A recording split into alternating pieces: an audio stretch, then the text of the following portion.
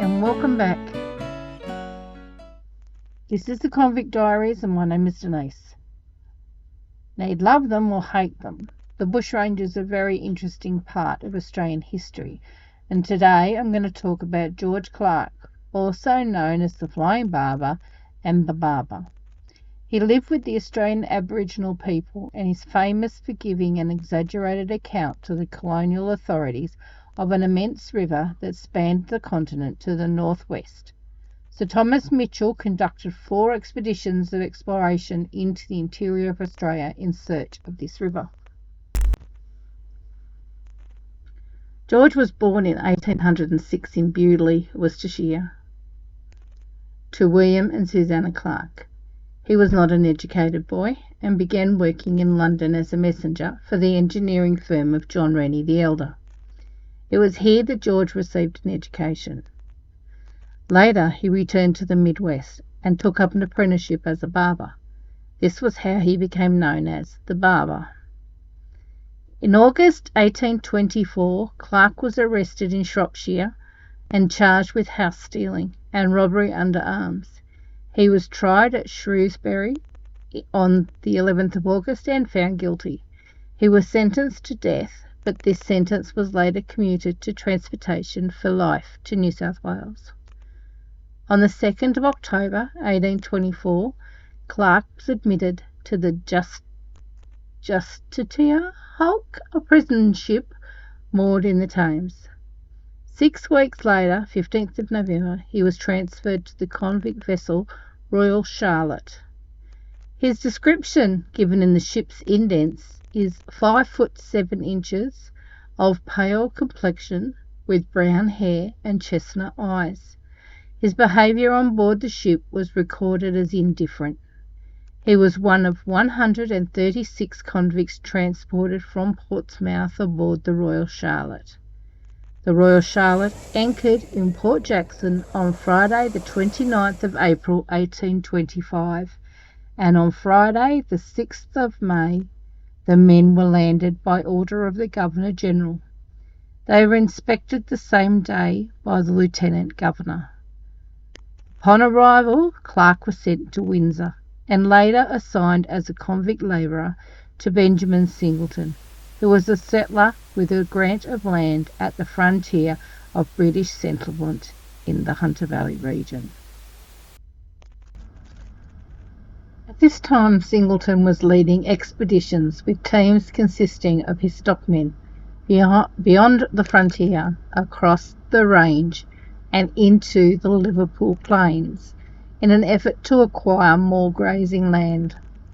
On one of these forays in 1827, Singleton and 16 of his men met up with the local Gamilaraay people near what is now the town of Willow Tree, and a skirmish broke out. 6 Aboriginal men were killed when the group fired upon them, and many more were wounded.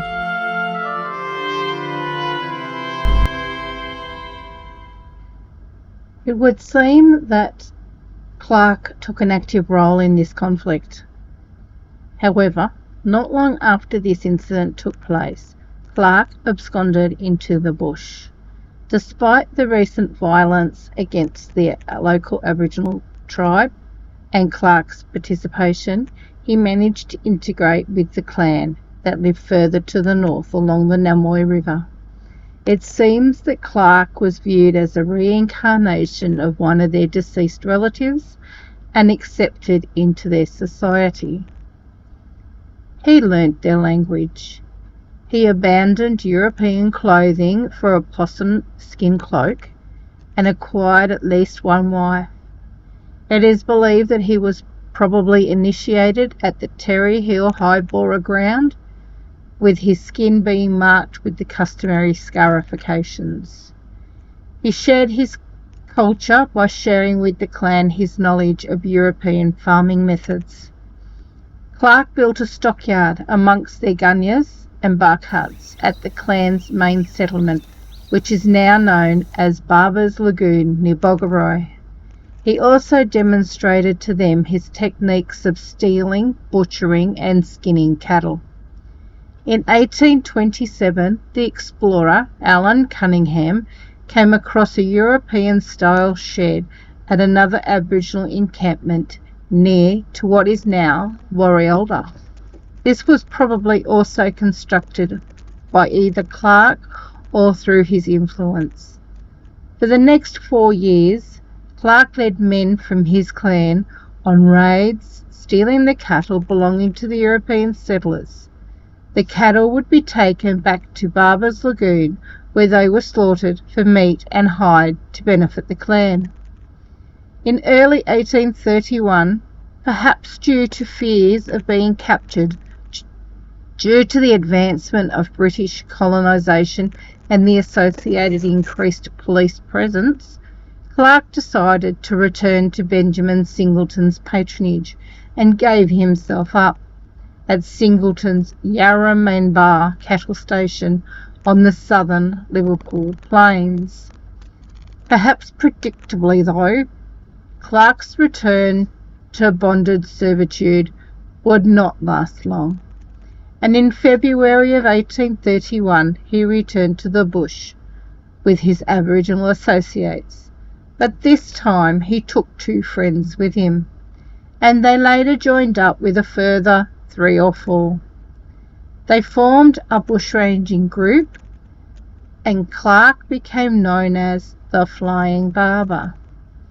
His gang began raiding properties of high-profile colonists on the Liverpool plains, such as Richard Yeomans and William Cox. They would steal horses, cattle and supplies. They made a daring raid near Maitland, where Clarke was captured by police, but escaped custody while being escorted to Newcastle.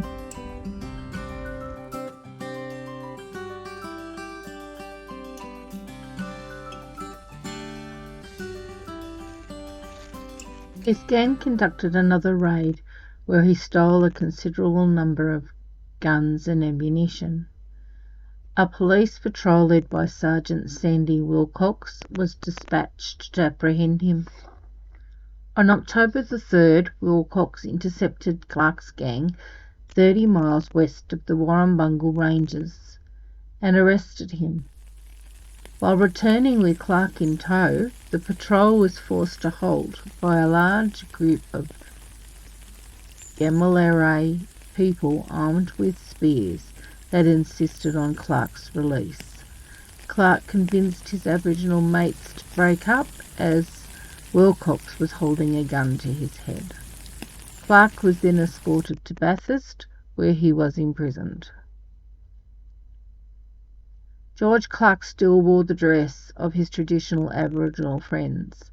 His long hair was tied back with a white band, and he wore not much more than a possum skin rug. One of his Indigenous wives followed him to Bathurst. For a while, there had been many rumours going around that Clarke, thanks to his Aboriginal mates, knew about a large river that spanned the continent.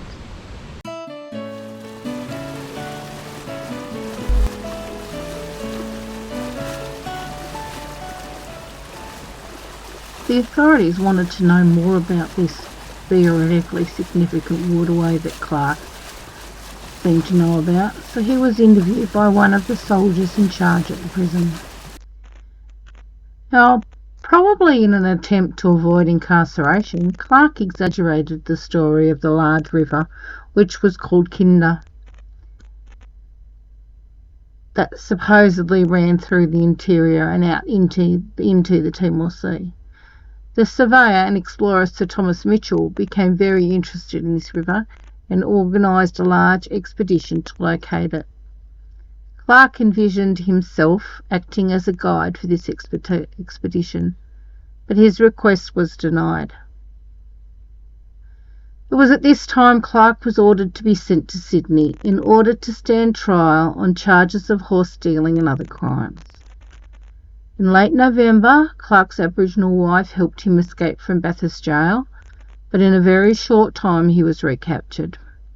Clarke and one of his accomplices were then placed in heavy irons and marched to Sydney under a strong escort of mounted police and soldiers. Meanwhile, Clarke's wife was forcibly placed into a local blacks camp.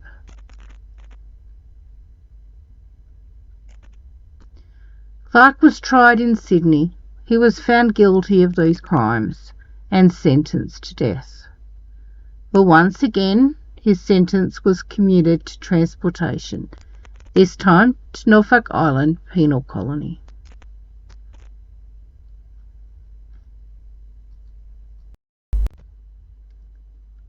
On the 1st of March, the Sydney Gazette reported 9 out of the 22 unhappy men who were lying in the condemned cells experienced the clemency of His Excellency, their sentences having been commuted to transportation for various periods to Norfolk Island. Among them is George Clarke, alias George the Barber.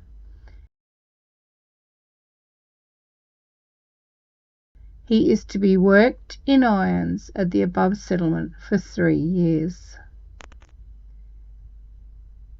So he was transferred into the Phoenix prison ship, which was moored in Holt Bay.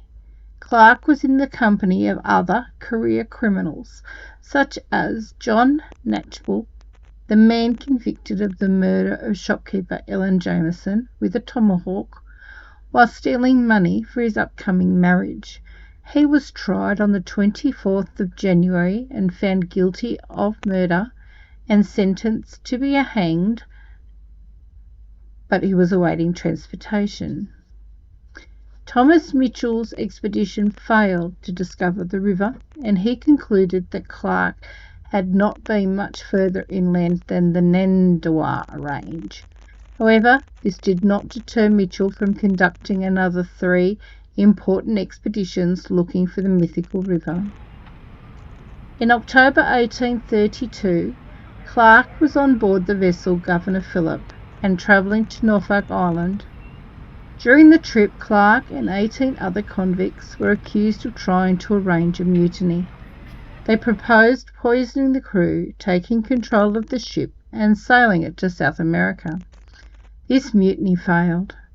It would seem that the authorities thought being sentenced to the notorious harsh Norfolk Island settlement was already sufficient punishment, and Clarke was not subject to any further punishment.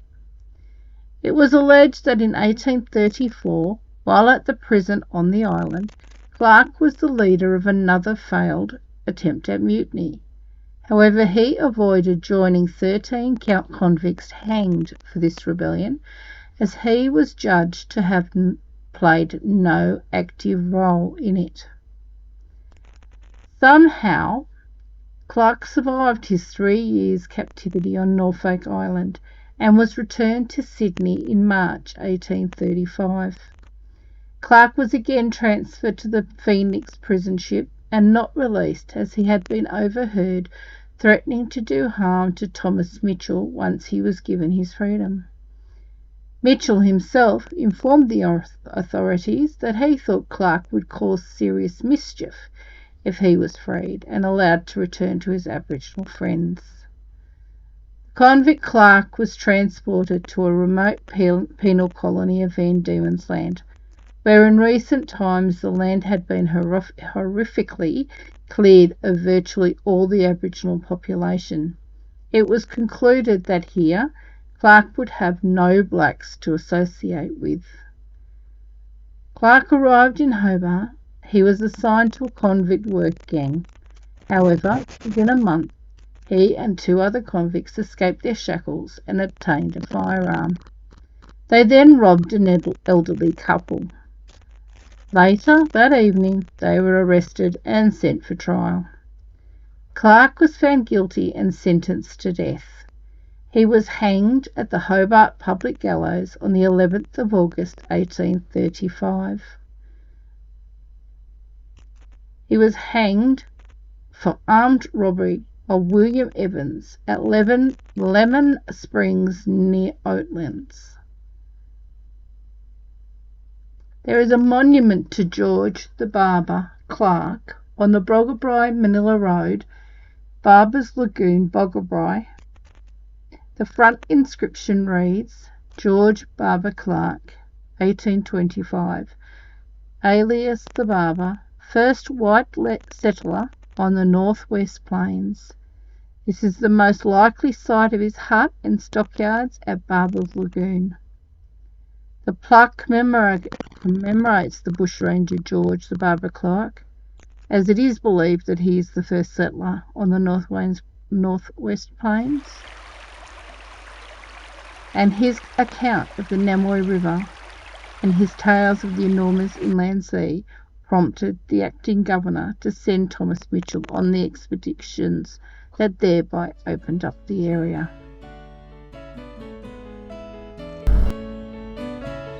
I must confess that before researching George Clarke, I'd never heard of him. I'd never heard of a bushranger named the Barber either. But I found it very interesting to learn all about George Clarke and how he helped to open up the inland of Australia to settlers, even though it was by accident more than on purpose. Thank you for joining me. Hope you enjoyed it as much as I did, and I hope you learnt something. Please join me again next time, and we'll look at another bushranger or some historical facts of colonial Australian history. Okay, thank you. Bye.